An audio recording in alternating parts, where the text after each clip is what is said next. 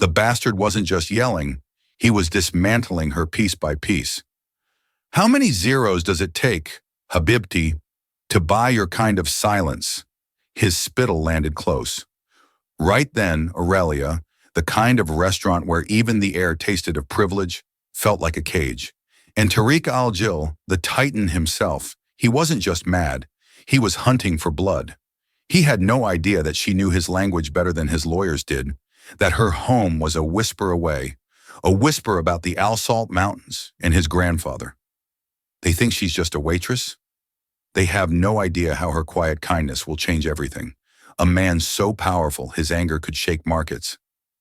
He was about to ruin a restaurant, a career, and a multi-billion-dollar deal with a single, furious exit. But one voice speaking a language he thought no one in this world understood made him freeze in his tracks. This isn't a fairy tale. It's the story of how a few words changed everything. The air in Aurelia, a restaurant so exclusive it didn't have a sign, was thick with the scent of money and saffron-infused risotto. For Bellevance, it smelled mostly of anxiety. Each clink of crystal silverware against burner china was a reminder of the chasm between her life and the lives of the people she served. Her apron, starched to a crisp by the restaurant's laundry service, felt more like a costume she could barely afford to rent. Bella wasn't supposed to be here, not in this life. Her childhood was a tapestry of sun-drenched courtyards in Amman, the scent of cardamom coffee brewed by her diplomat father's friends, and the lyrical cadence of the Arabic language that was as much her mother tongue as English.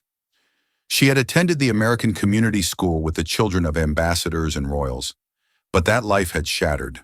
A series of bad investments by her father, followed by his sudden passing, had left her and her mother with a mountain of debt and a collection of fading photographs. Now home was a tiny studio apartment in a less than glamorous part of the city, and her world had shrunk to the polished floors of Aurelia. Tonight the tension in the restaurant was wound particularly tight.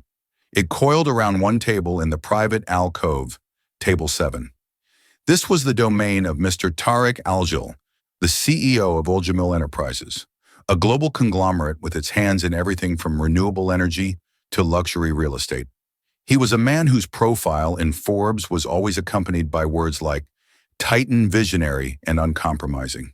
To the staff at Aurelia, he was simply the shark. He was handsome in a severe, intimidating way, with eyes that seemed to miss nothing, and a jaw that looked like it had been carved from granite. He was dining with a group of American executives from Sterling Price Global, led by a portly man named Robert Sterling, whose smile never quite reached his eyes. Bella, thanks to her impeccable service record and unnerving calm, had been assigned the table by the restaurant's manager, a perpetually sweating man named Mr. Henderson. Vance, Henderson had hissed, pulling her aside. Not a single mistake. Mr. Al-Jal's check could fund this restaurant for a month. Don't speak unless spoken to. Don't make eye contact for too long. Just be a ghost who pours water and delivers plates. For the first hour, Bella was exactly that. She moved with a practiced grace, refilling water glasses, placing dishes on the table with a silent precision that belied the frantic pounding in her chest.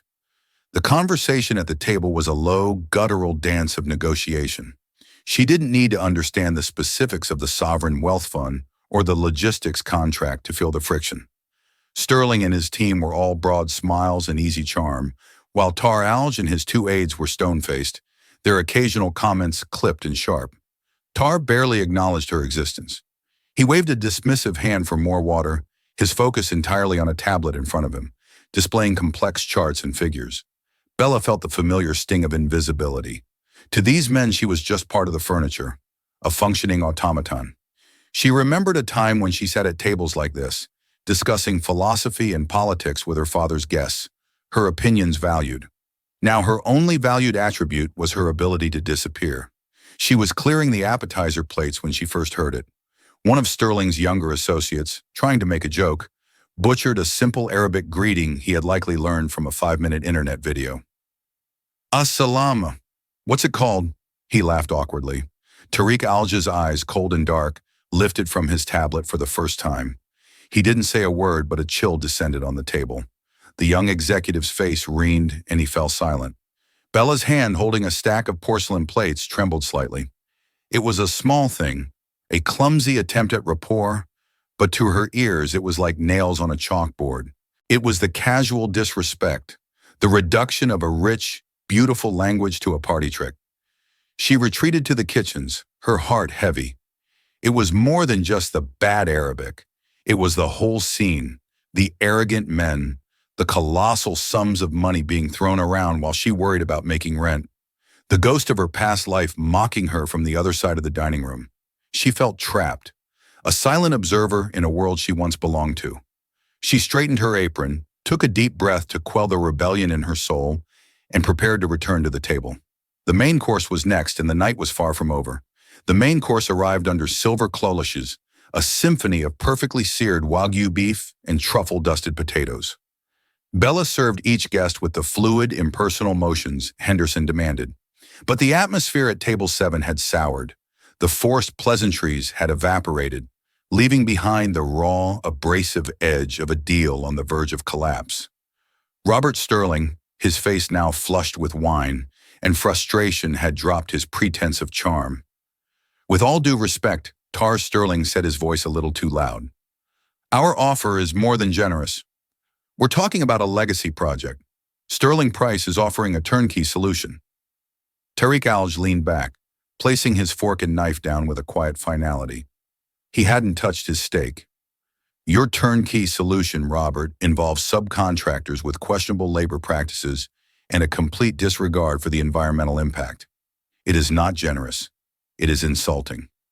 Now let's not get carried away, Sterling chuckled, but it was a brittle sound. This is business. We can't let sentimentality get in the way of progress. Sentimentality.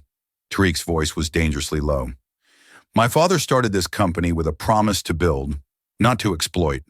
The land you want to develop is near Al Salt in Jordan. It is not just a plot on a map to me. Bella froze mid-pour, the bottle of sparkling water hovering over a glass. Also, she had spent a summer there as a teenager, hiking the hills, sketching the ancient Roman architecture, and listening to the stories of the local elders. The thought of a soulless corporation like Sterling Price tearing into that landscape sent a wave of nausea through her. Sterling, oblivious, pressed on. It's a barren patch of desert, for crying out loud. We'd be doing them a favor. Bringing jobs, infrastructure. He waved his hand dismissively. You have to be realistic. It's how the world works. That was the final fracture. The dismissal of his heritage, the condescension, the reduction of his father's legacy to a simple transaction. It was too much. Tar Alj's face became an unreadable mask of fury. He pushed his chair back the legs, scraping violently against the marble floor. The sound echoed in the hushed restaurant. This meeting is over, he declared. The words were not shouted, but they carried the force of a thunderclap. His two aides, silent until now, immediately stood up, gathering their papers. Henderson, who had been watching from across the room, skewered over his face, pale with panic. Is everything all right, Mr. Aljil? Is the steak not to your liking? We can have the chef prepare something else immediately. Tar looked right through him as if he were a pane of glass. His focus was entirely on Robert Sterling, who now looked stunned and bewildered. You come to my table, you insult my intelligence, you insult my family's legacy, and you insult an entire nation's heritage. You believe your money gives you the right to be ignorant. It does not. He turned to one of his aides and began speaking in rapid, furious Arabic. Bella, rooted to the spot, understood every single word. It was the crisp, educated dialect of the Alman elite, laced with anger. Tell the pilot to have the jet ready. We are leaving tonight. Cancel the hotel. I will not spend another minute in this city and draw up a counteroffer for the logistics contract to Sterling Price's biggest competitor. I want them ruined. The aide nodded, already tapping on his phone. Sterling stood up, sputtering, Now hold on, TK. This is a misunderstanding. But TK had already turned his back. He was striding towards the exit, a vortex of controlled rage. Henderson was babbling apologies, wringing his hands, a captain on a sinking ship. The entire restaurant was watching now, conversations dying in a ripple of shock. Bella watched the scene unfold, her heart hammering against her ribs. She saw the deal collapsing. She saw Henderson's inevitable wrathful fallout, which would surely land on her. But more than that, she felt a profound, unexpected surge of anger on Tariq's behalf. Sterling's casual bigotry had struck a nerve deep inside her, awakening the part of her that remembered the beauty and pride of the world he was defending. Everything was about to be lost in a storm of pride and misunderstanding. As Tariq Alj reached the grand archway of the main dining room, his path to the door clear, Bella did something she wasn't supposed to do. She moved and she spoke. As Tar Alj's expensive leather shoes crossed the threshold from the private alcove into the main dining room, a clear, calm voice cut through the chaos. It wasn't Henderson's panicked squeaking or Sterling's indignant protests. It was a woman's voice speaking a language no one in that room expected to hear. Patience is a tree whose root is bitter, but its fruit is very sweet. The words were spoken in flawless, unaccented Levantine Arabic. It was not the stilted formal Arabic of a textbook. It was the language of proverbs, of home, of deep cultural understanding. The accent was so pure, so familiar. It was as if a voice from his childhood had suddenly echoed through the sterile, opulent restaurant. Tariq Alj froze. His entire body went rigid, his hand still reaching for the arm of his aide. He stopped so abruptly that his security detail moving to flank him at the exit almost collided with each other. The forward momentum of his fury hit an invisible wall. He turned his head slowly, his dark eyes scanning the room, trying to locate the source of the voice. The entire restaurant fell into a deafening silence. Diners stared forks halfway to their mouths. Henderson's jaw hung open. Robert Sterling and his team looked around in utter confusion, clueless as to what had just been said, but keenly aware of its stunning effect on the billionaire. Bella stood by the now-abandoned table 7, her back straight, her hands clasped behind her. Her heart was a hummingbird trapped in her chest, but her voice had been steady. She had quoted an old Bedouin proverb, one her own father used to recite when negotiations grew tense. It was a plea for calm, a reminder of wisdom and a signal that someone in this room understood. Tariq's eyes found her. He stared at the waitress, this anonymous girl in a black apron who had been a silent fixture all evening. He saw her properly for the first time. He saw the intelligence in her clear gray eyes, the proud set of her jaw. There was no subservience in her posture now. She met his gaze directly holding it. He took a slow step back towards the alcove, his expression a mixture of disbelief and intense curiosity. His aides exchanged wary glances, unsure how to proceed. He spoke to her in Arabic, his tone no longer furious, but sharp with suspicion and command. "Who are you? And where did a waitress in this city learn to speak my language like she was born to it?" Bella replied in the same language, her voice still level, though it took every ounce of her willpower. "My name is Bella Vance. I did not learn it, sir. I simply remembered it from my home."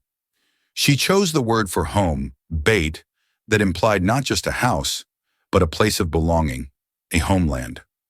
A flicker of something unreadable passed through Tariq's eyes.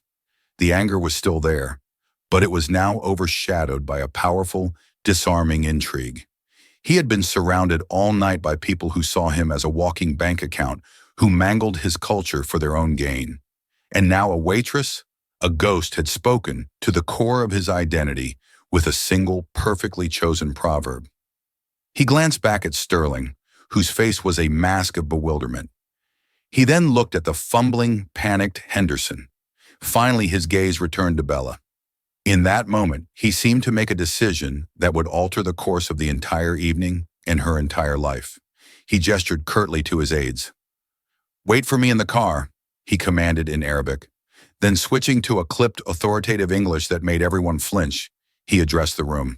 To Sterling, he said, "Our discussion is not over, but it will not continue with you." To Henderson, he said, "Clear this alcove. I require privacy." And to Bella, he said with an intensity that made the air crackle, You are not going anywhere. Sit down. We need to talk." The silence that followed Tariq Alj's commands was absolute.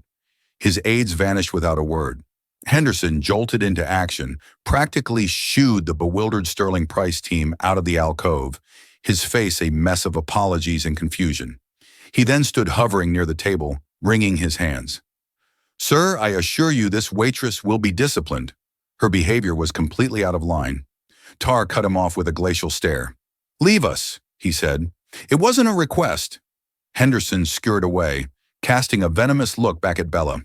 She stood alone in the alcove with the billionaire, the half-eaten plates of an abandoned multi-million-dollar dinner sitting between them like casualties of war. The adrenaline that had propelled her to speak was now fading, replaced by a cold, creeping dread. She had broken every rule. She would be fired.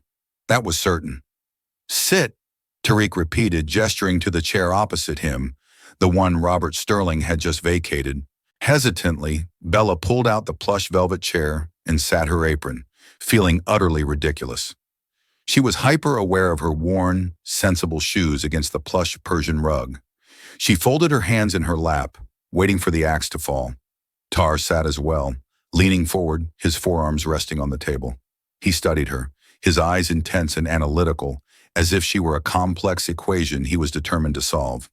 "Balance," he said, testing the name on his tongue.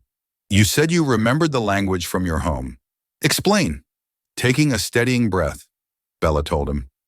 She spoke of her father, a cultural attaché with the State Department, of her childhood in Amman, of the friends she'd made, the food she'd eaten, the language that had been the soundtrack to her formative years. She didn't embellish or plead for sympathy. She simply stated the facts of a life that felt like it belonged to someone else. As she spoke, she saw a subtle shift in his demeanor. The hard corporate shell seemed to crack just a little. He knew the places she mentioned, the specific dialect. She used the cultural nuances she instinctively understood. "You knew my country better than the men who want to build in it," he said. A statement of fact, not a compliment. He leaned back. "Those fools, they see a map. They see resources to be extracted. They don't see the people. They don't understand that respect is the only currency that matters before any contract is signed." He paused, his gaze fixed on her. "What you did was impulsive. It was a breach of your protocol. Your manager wants you fired." Bella's stomach clenched. "I understand," but he continued, holding up a hand. "It was also the most intelligent thing that has happened in this room all night. You didn't just speak a language, Miss Vance. You understood the moment. You understood what needed to be said." He fell silent for a long moment, a plan clearly forming behind his eyes. Bella's mind raced. What did he want? An apology? An explanation? What he said next shattered her reality. "This deal with Sterling Price is not dead," he began, his voice dropping into a conspiratorial, businesslike tone. "It is merely stalled. They have the distribution network I need, but they are arrogant and culturally blind.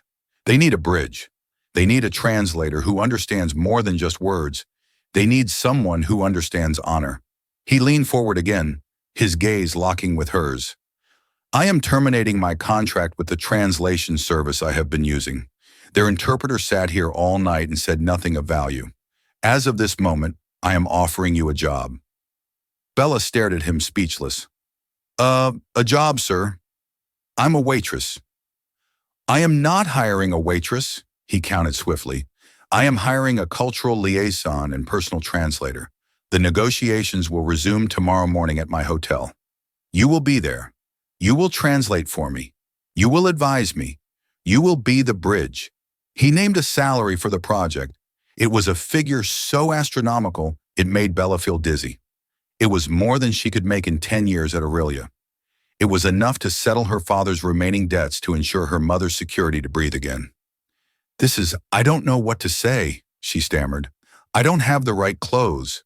I don't have any experience in corporate negotiations." "I have people who will solve the problem of clothes," he said, dismissing her concerns with a wave of his hand. "As for experience, you have lived it. That is more valuable than any business degree. Your only job is to ensure that I am not misunderstood and that they understand exactly what I mean. I need your authenticity, not your resume." He stood up, signaling the end of the conversation. "A car will pick you up at 7 a.m. One of my assistants will contact you within the hour to get your address and details. They will bring a contract and everything you need for tomorrow." He walked towards the exit, then paused and looked back at her. "There is one condition, Miss Vance." "What is it?" she asked, her voice barely a whisper. "From this moment on, you work for me. Your loyalty is to me and to the success of this project. To no one else. Is that understood? Yes, she said, her voice finding a surprising strength. Yes, it is. He gave a single sharp nod and was gone, leaving Bella alone at the table, the scent of expensive perfume and ozone in his wake. She stared at the cooling Wagyu beef, her world completely and irrevocably upended by a single familiar proverb. She had walked into Aurelia that evening as a waitress. She was leaving as something else entirely. The next morning was a blur of surreal luxury. At precisely 7 a.m., a gleaming black sedan, the kind that usually purred past Bella on the street, was waiting outside her modest apartment building. A woman with a sleek bob and a tablet. Tarek's assistant greeted her with brisk efficiency. In her apartment, a wardrobe bag was waiting, containing 3 exquisitely tailored business suits in shades of charcoal, navy, and cream, along with shoes and accessories. The contract was on her small kitchen table, the numbers still making her feel light-aided. She signed it with a hand that trembled slightly. An hour later, she was walking through the marble lobby of the Four Seasons, not as a waitress dreaming of a different life, but as a consultant, a key player. She felt like an imposter, the expensive silk blouse and tailored blazer, feeling like another more elaborate costume. The negotiations took place in a penthouse suite with a panoramic view of the city. The atmosphere was thick with a new kind of tension. Robert Sterling and his team were there, their expressions a mixture of resentment and forced cordiality. They looked at Bella with undisguised suspicion as she took her seat beside Tar Algil. "A new translator, Tar?" Sterling asked, a smirk playing on his lips. "Found one at the restaurant, did you?" Before Bella could feel the sting of the insult, TK answered, his voice smooth as ice. "Miss Vance is not a translator, Robert. She is my new strategic advisor on cultural affairs. I suggest you listen to her as carefully as you listen to me." The smirk vanished from Sterling's face. The day was a grueling trial by fire. Bella's role quickly became far more than just translating words. When Sterling's team used aggressive, blunt language, "This is our final offer, take it or leave it," she would translate the words accurately to Tar in Arabic, but then add her own context in a hushed tone. "Sir, their approach is confrontational. It is a power play. A softer, more indirect response that emphasizes mutual benefit might be more effective."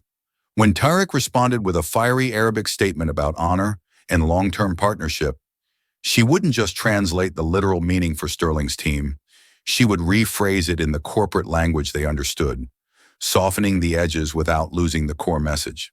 "Mr. Al-Jamel wishes to emphasize that the foundation of this venture must be built on mutual respect and a shared vision for the future, not just short-term profit margins."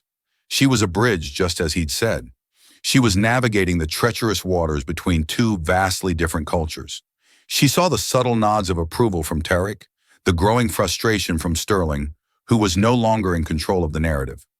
During a lunch break, while the 2 teams ate in separate rooms, Tar spoke to her. "The land the project is on," he said, looking out the window at the cityscape. "It is near the Wadashu. My grandfather used to take me there as a boy. He told me that if you build something, it must honor the ground it stands on." Bella's breath caught. "I know it well. My family used to picnic there. The wildflowers in the spring are like a carpet of purple and gold." He finished, a ghost of a smile touching his lips. It was the first time she had seen him look at something other than a business rival or a balance sheet. In that moment, he wasn't just Tariq Alj, the billionaire titan. He was a man connected to a place she loved, a man carrying the weight of his grandfather's words. A shared history, fragile and unexpected, began to weave itself between them. The connection deepened, but so did the danger. Bella noticed small things, the way one of Sterling's junior analysts would watch her a little too closely when she spoke with Tar. The way Sterling would make pointed remarks about her sudden rise from serving canapes to advising on billion-dollar deals. She was an anomaly, an outsider, and that made her a target. The pressure came to a head on the 3rd day. They were arguing over a particularly contentious clause regarding local labor sourcing. Sterling's team was pushing for their own international contractors, while Tariq was adamant about investing in the local Jordanian workforce. The negotiations had stalled. During a short recess, Tariq's chief aide, a stern man named Ferris, approached Bella in the hallway. "You have his ear," Ferris said, his tone accusatory. This insistence on local labor, it is not fiscally optimal. It is sentimental. You are encouraging this. You are reminding him of the past instead of focusing him on the future. The past is why he is doing this, Bella retorted, her own confidence surprising her. His grandfather's legacy is the foundation of the deal. Without it, he's just another corporate raider like Sterling. It's his greatest strength. Ferris sneered. You are a waitress. Do not forget what you are. You are temporary. Do not overstep. The warning sent a shiver down her spine. She wasn't just fighting the American team anymore. There were politics and jealousies within Tariq's own camp. She was in a gilded cage surrounded by luxury, but also by resentment. She had earned Tariq's trust, but in doing so, she had made enemies who saw her as a threat, an unwelcome influence on their powerful boss. And she was about to find out just how far they would go to remove her. They had made a breakthrough on the fourth day. The air in the penthouse, once thick with intractable hostility, had finally cleared. Bella's compromise, the joint venture training program, was more than a clever negotiation tactic. It was a bridge built of empathy, a solution that honored both Tariq's heritage and Sterling's pragmatism. As the day concluded, Tar had looked at her not with the calculating gaze of an employer, but with unvarnished admiration. You see the whole board, Bella, he'd said quietly as they packed their briefcases. Not just the next move. The words had warmed her more than any monetary bonus could. For the first time since her father's passing, she felt seen, not for what she had lost, but for who she was. That evening, back in the silent opulence of her hotel suite, she felt a sense of peace that had long been a stranger. She was no longer an imposter wearing a costume. The tailored blazer felt like her own skin. The complex legal documents on the table felt like her native language. This was the world she was meant for, a world of intellect and strategy she thought she had been permanently exiled from. Her laptop chimed, signaling a new email. It was from Tar's personal account, its encryption level marked as critical. The subject line was simple, confidential, for your eyes only. Her breath caught. Inside was the final, fully revised proposal. It was the culmination of the week's work, but it was also something more. It contained the sensitive inner sanctum of their strategy, the tiered concession plan, the precise financial analytics of Aljamil Enterprises, and most critically, the absolute lowest figure they would accept before walking away from the table, a number known to only 3 other people in the entire company. This wasn't just a document. It was the ultimate gesture of trust. It was Tariq formally welcoming her into his war council. She felt a profound sense of gravity as she opened the file. For the next 2 hours, she didn't just read it, she absorbed it, cross-referencing clauses, analyzing the subtle shifts in legal terminology, and memorizing the crucial numbers. She was preparing for the final battle tomorrow, ready to stand beside him, not as a hired translator, but as a trusted advisor. She finally powered down her laptop, the city lights twinkling below her window like a silent, glittering ovation. For the first time, she allowed herself to imagine a future beyond just surviving, a future where her skills had a purpose. She awoke the next morning with a newfound confidence. She chose a charcoal gray suit, its sharp lines feeling like armor, its silk blouse a soft promise against her skin. Walking through the hotel lobby, she held her head high. The imposter syndrome that had plagued her finally banished. She was Bella Vance's advisor to Terrell J., and she was ready to close this deal. The moment she stepped onto the penthouse floor, however, the triumphant feeling dissolved into ice. The energy was wrong. It wasn't the charged professional atmosphere of negotiation. It was the dead cold air of a crime scene.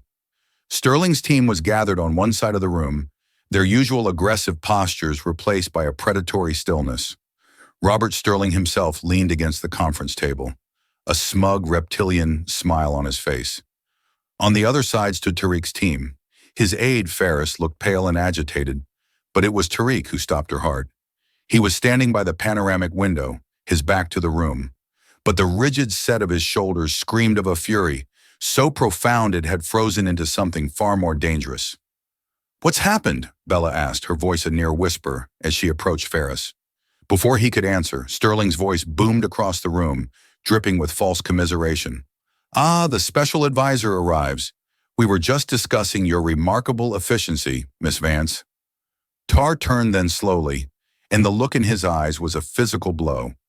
The warmth, the respect, the burgeoning partnership she had seen in his gaze for days was gone.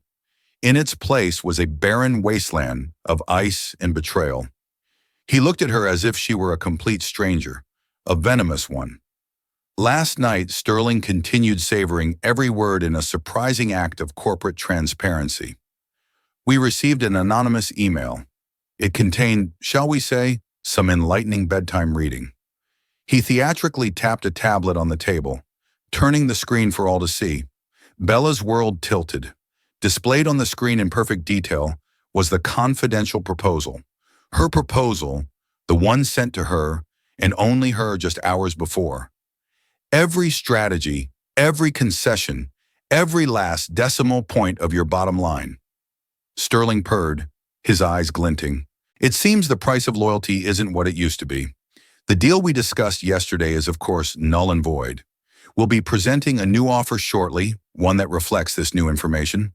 The sabotage was absolute. It was a kill shot aimed at the heart of their entire position. Tariq's voice, when he finally spoke, was a low growl that vibrated through the floor. He addressed Ferris, but his eyes never left Bella. How many people had access to that file, Ferris? A picture of distress wrung his hands. Only the most senior board members, sir. Your trusted circle. And he let his voice trail off, casting a sorrowful, damning glance at Bella. Miss Vance, of course. You authorized her access last night. The implication hung in the air thick and suffocating. A waitress from a downtown bistro, one of Sterling's executives, scoffed, shaking his head as if in pity. It's a bold move, I'll give her that. She probably saw a chance for a much bigger payday than you were offering, Tariq. A retirement fund in a single keystroke. She has no history with the company, no long-term loyalty, Ferris added his voice, a carefully crafted tool of reason and poison. She is an outsider, a temporary hire. Her background, it is not one of stability. People in desperate situations do desperate things. Every word was a nail in her coffin.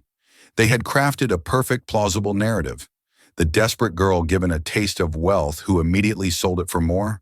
It was simple, ugly, and from their perspective entirely believable. She turned to Tar, her heart fracturing. I didn't do it, she said, her voice trembling but clear. You have to believe me. I would never betray your trust. She took a step towards him, pleading with her eyes. I swear on my father's memory I did not do this. At the mention of her father, a flicker of something doubt-pain crossed his face. For a heart-topping second, she thought she had reached him. But then the wall of ice slammed back into place, colder and harder than before. He had allowed himself to be vulnerable to trust this outsider, and the consequence was this public catastrophic humiliation. His pride, the bedrock of his entire being, had been shattered, and she was the hammer. Leave the room, Miss Vance, he commanded. The voice was flat, devoid of emotion, which was so much worse than shouting.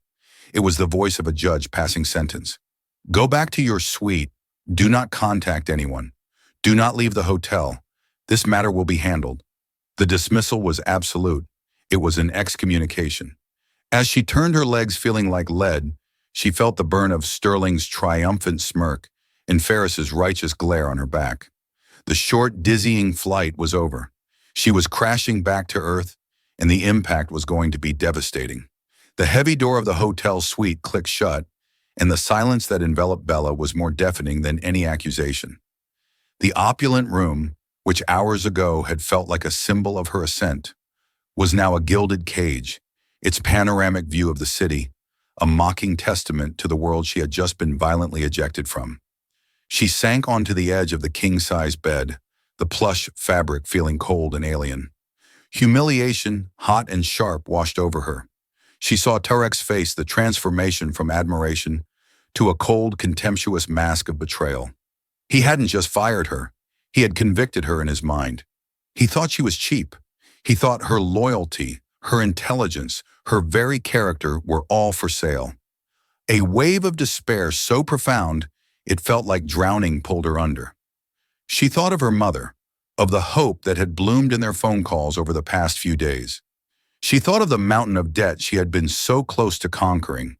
It had all been an illusion, a cruel fairy tale that had ended, as they always do, at the stroke of midnight.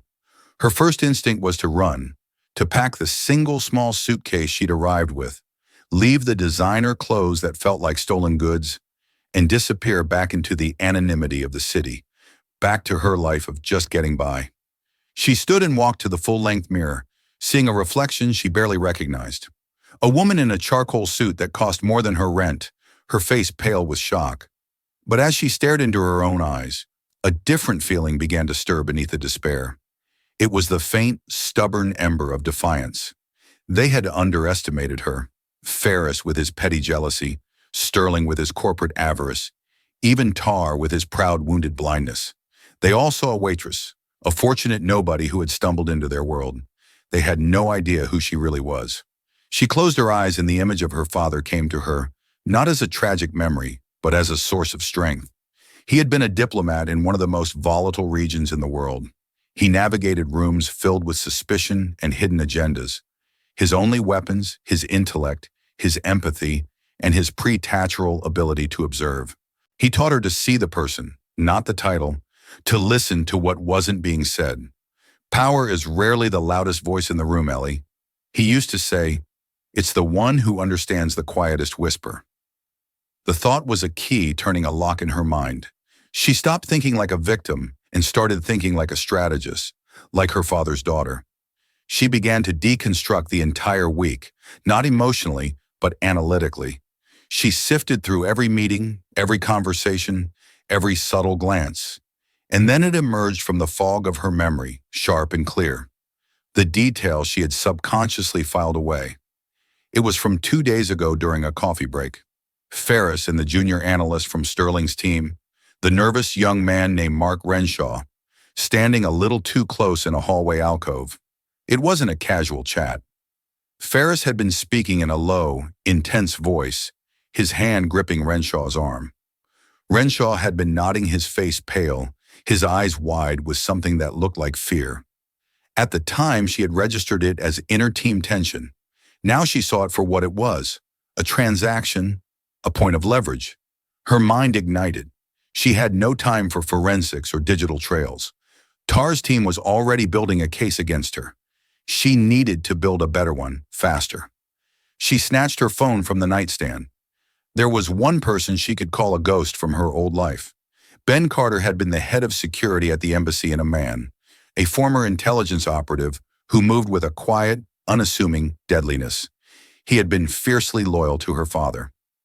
"Ben, it's Ellie Vance," she said the moment he answered, her voice low and tight with urgency.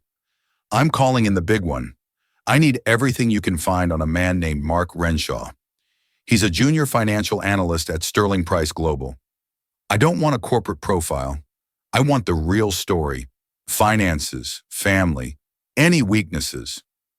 I need to know what kind of leverage someone could hold over him, and I need it yesterday." Ben, ever the professional, didn't ask why. He just said, "I'm on it. Stay by your phone." The next 45 minutes were the longest of her life. She paced the suite, a caged tiger, her mind a whirlwind of strategy and risk. She knew she had only one shot to fix this. If she failed, she wouldn't just be fired. She could be facing legal action. When her phone finally buzzed, her heart leaped. It was an encrypted text from Ben. The information was concise. Mark Renshaw, 28, clean record, but with one massive vulnerability. His widowed mother had recently been diagnosed with a rare, aggressive form of cancer. Local treatment had failed. Her only hope was an experimental therapy at a private clinic in Geneva. The cost was astronomical. The text concluded with the kill shot. Clinic records show an initial anonymous wire transfer of $250,000 was received 2 days ago. Source account is untraceable, routed through 3 shell corporations. There it was. Not just greed, desperation. Ferris hadn't bought Renshaw. He had trapped him. Now for the endgame. She couldn't just present this evidence. It was compelling, but not definitive. She needed a confession. She needed to detonate the truth in the middle of the penthouse suite. Taking a deep breath, she composed a text message to Tariq. Her fingers hovered over the screen, aware that everything depended on these few words. I can prove my innocence and expose the real traitor, she wrote. But you have to trust me one last time. Get both teams back in the penthouse in 1 hour. Tell them you are ready to accept their new terms and concede. It is vital they believe they have won. She hit send, her heart pounding. It was an audacious, almost insane request. She was asking this titan of industry, a man whose pride was his armor, to fee in total surrender based on the word of the woman he believed had just betrayed him. She had no idea if he'd even read it. An hour later, a sharp knock echoed on her door. A stoic security guard stood in the hall. Mr. Al-Jamil requests your presence. She walked down the hallway, her stride confident, her posture erect. This was not a walk of shame. It was a march to battle. When she entered the suite, the atmosphere was thick with Sterling's smug victory. He and his team were laughing, pouring themselves drinks from the bar. Tar was there playing his part to perfection, standing by the table with a look of grim resignation. He glanced at her as she entered, his eyes unreadable, but he gave a nearly imperceptible nod. He had received her message. He had trusted her. Ah, the guest of honor, Sterling sneered, raising his glass. Come to watch the final act. Bella ignored him. She walked calmly to the center of the room, her presence commanding a sudden, unexpected silence. She turned her gaze not to Tariq or Sterling, but directly to Mark Renshaw, who flinched as if she had shone a harsh light on him.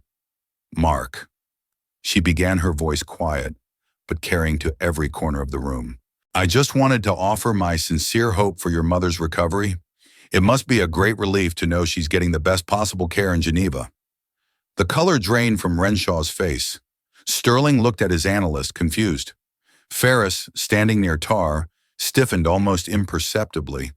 That kind of treatment, that kind of hope. It has a price, Bella continued, her voice laced with a soft, devastating empathy. A price a junior analyst could never afford. But a desperate tool will do anything for his mother. He might even agree to betray his company, to forward a single critical email, especially if the man who asked him to do it promised that it was a victimless act, a simple way to secure the money, and maybe even a promotion for his troubles. She let her eyes drift to Ferris, whose face had become a mask of stone. But men who deal in betrayal are not known for keeping their promises, are they? Did he promise you a future, Mark? Or did he just use your family's pain to satisfy his own petty jealousy? Renshaw was visibly trembling now, his breathing shallow. He looked like a cornered animal. I don't know what you're talking about, he stammered, but his eyes darted towards Ferris. This is an outrageous performance, Ferris boomed, stepping forward. She is a cornered liar, throwing out wild accusations to deflect from her own guilt. It was then that Tar finally moved. He picked up his phone from the table, his movement slow and deliberate. Is it a wild accusation, Ferris? He asked, his voice lethally calm. Because it is a strange coincidence. My security team has spent the last hour reviewing the hotel's high-definition surveillance footage. It's amazing what they can enhance these days. They found a very clear video from the hallway 2 nights ago. It shows you handing a small USB drive to Mr. Renshaw. It was a masterful bluff, a shot in the dark delivered with the certainty of a sniper, and it found its mark. Renshaw broke completely. A strangled small fourth escaped his lips. He made me, he screamed, pointing a shaking finger at a stunned Fries. He told me no one would get hurt. He said Mr. Alge had endless money and that this would guarantee my mother's treatment. He said he would ruin me if I didn't. The confession hung in the air, shattering the smug victory of Sterling's team. Tariq's security was in the room in an instant, flanking a pale, speechless Faris and a weeping Renshaw. They were escorted out without another word. In the stunned silence that followed, Robert Sterling stared at the empty space where his leverage used to be. Tar walked over to Bella, his eyes, now clear of all ice, filled instead with a profound, humbling regret. The greatest fool in this room was me. He said, his voice low and meant only for her. I allowed my pride to be a weapon used against me, against you. That is an error in judgment. I will not repeat. Your loyalty, it is worth more than this entire deal. Forgive me. Looking into his eyes, she saw not a billionaire, but a man humbled by the truth. We were both betrayed, she said softly. Now let's make sure it wasn't for nothing. He gave her a grateful nod, a silent pact of a new, unbreakable alliance. Then he turned to the shell-shocked Robert Sterling. His voice rang out, filled with the calm, absolute authority he had held in reserve. "Now, Robert," he said, "the price of loyalty, it seems, is quite high after all, and you are about to pay it. We will be signing the original contract. My advisor, Miss Vance, will show you where to sign." 2 weeks later, the crisp scent of pine and wild thyme filled the air. Bella stood on a ridge overlooking the rolling hills of Alsalt, the late afternoon sun, casting a golden glow over the landscape of her childhood. She wore comfortable boots and linen trousers, not a waitress uniform or a power suit. Tar came to stand beside her, handing her a small glass of hot, sweet tea from a thermos. He had not only paid her a sum that had erased her family's past and secured their future, but had also created a new division within his empire, the Al Jamil Heritage Foundation. He had asked her to be its first director. Her job was to ensure that every project they built not only respected the land, but actively enriched the culture and its people. This project near her beloved Wadi Shwaibi was her first. "You are not just an advisor anymore," he said, his gaze on the horizon. "You are a builder." "I'm home," she replied, her voice filled with a quiet, profound joy. She had been a ghost in a restaurant, a stranger in a boardroom, but here, under the vast Jordanian sky, she was simply Bella. She had faced down betrayal and found her purpose not in a language, but in her own unwavering voice. The furious billionaire had been stopped in his tracks by her words, but in the silence that followed, they had begun to build a new world together. And so Bella's story is a powerful reminder that our true worth is never defined by our job title or our circumstances. It's defined by who we are, the skills we nurture in silence, and the courage to speak up when it matters most. She went from being invisible to being invaluable, all because she dared to use her unique voice.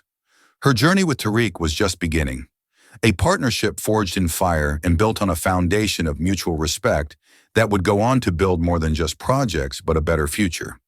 If this story moved you, please don't keep it to yourself. Hit that like button, share it with someone who needs to be reminded of their own hidden strengths, and subscribe for more stories that uncover the extraordinary in the ordinary. What hidden talent do you have? Let us know in the comments below.